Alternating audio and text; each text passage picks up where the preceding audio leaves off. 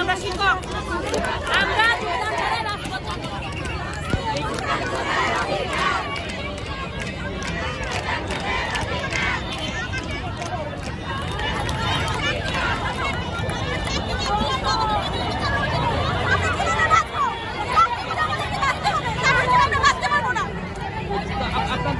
অপব্যবস্থার কারণে যানজট তৈরি হয়েছে, দেশকে আমাদের অবস্থাটা বুঝতেছে না, জানতেছে না।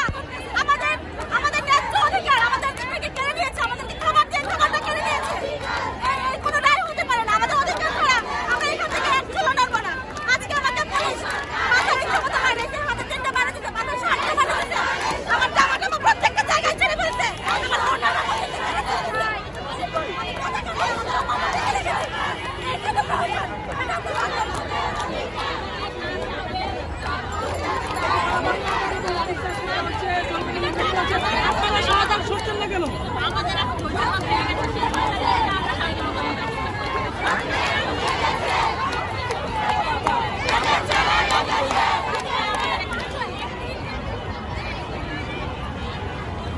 দর্শক, সুপারিশ প্রাপ্ত শিক্ষকরা তারা কিন্তু সকাল থেকেই অবস্থান করছিলেন শাহবাগে।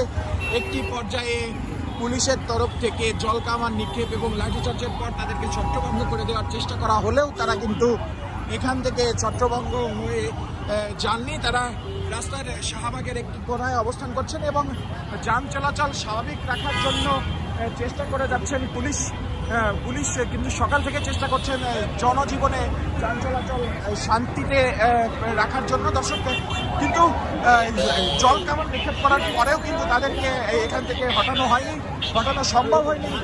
দর্শক, সেটি কিন্তু আমরা আপনাদেরকে দেখানোর চেষ্টা করছি সরাসরি এটিভি নিউজ 24-এর ক্যামেরায়। সকাল থেকেই পুলিশ সদস্যরা চেষ্টা করছেন যান চলাচল স্বাভাবিক রাখার জন্য, আন্দোলনটাকে শাহবাগের 7 রাস্তার মোড় থেকে সরিয়ে দেওয়ার যে চেষ্টা সেটা করছেন, কিন্তু আন্দোলনকারীরা তারা কিন্তু এই জলকামান এবং